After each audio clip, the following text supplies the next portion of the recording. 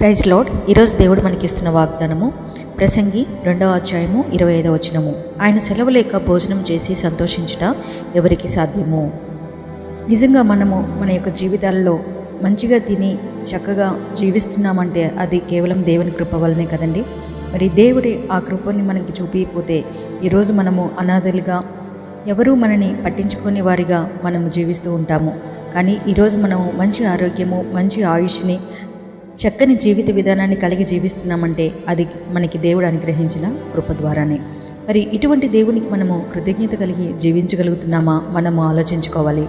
ఎందుకంటే చూడండి, ఎంతమంది ఆహారం లేక, ఆశ్రయం లేక, బట్టలు లేక బాధపడుతూ ఉన్నారు. మనకి దేవుడు మంచి ఆయుష్ని, ఆరోగ్యాన్ని, వస్త్రాలని, అలాగే మనకి కావలసిన సమస్తాన్ని మనకి అనుగ్రహించి ఆయన కృపలో మనని భద్రపరిచారు. మనకి కావలసిన సమస్తాన్ని ఆయన మనకి అనుగ్రహించి ఎంతో ఆశీర్వాదంతో మనని నింపుతూ ఉన్నారు. మరి ఇటువంటి దేవుడికి మనం ఎందుకు కృతజ్ఞత చెల్లించకూడదు? ఈరోజు మనం కలిగి ఉన్న ప్రతి ఒక్కటి కూడా దేవుడు మనకు అనుగ్రహించింది కాబట్టి ప్రతి విషయాన్ని బట్టి దేవుడికి కృతజ్ఞత చెల్లించి వాటిని మనం అనుభవించే వారిగా ఉండాలి. దేవుడి సెలవు లేకుండా నీకు ఏది కూడా అనుగ్రహించబడలేదు కాబట్టి నువ్వు అనుభవిస్తున్న సమస్తము కూడా దేవుడు అనుగ్రహించింది. కాబట్టి ప్రతి విషయంలోనూ ఆయనకి ప్రార్థనాపూర్వకంగా, కృతజ్ఞతాపూర్వకంగా మనము ఈ లోకంలో జీవించే వారిగా ఉండాలి. ఎందరో ఈ లోకాన్ని చూడలేక, మరి ఇటువంటి భోగభాగ్యాలు అనుభవించలేక, దేవుని ఆశీర్వాదాన్ని పొందుకోలేక మరణించి ఉన్నారు.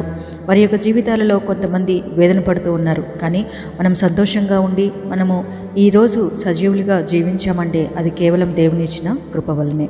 కాబట్టి దేవునికి మనందరం కూడా కృతజ్ఞత చెల్లించి ఆయన సెలవు చొప్పునే మనం జీవిస్తున్నాం. కాబట్టి ప్రతి విషయంలోనూ ఆయనకి కృతజ్ఞత చెల్లించి జీవించే వారిగా ఉందామా?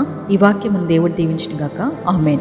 ప్రార్థన చేసుకుందాం. ప్రేమమేడా నీ పాదాలకు స్తోత్రం ప్రభా. నిజమే తండ్రి, నీ సెలవు లేనిది మేమేమి కూడా ఈ లోకంలో తండ్రి అనుభవించలేం తండ్రి.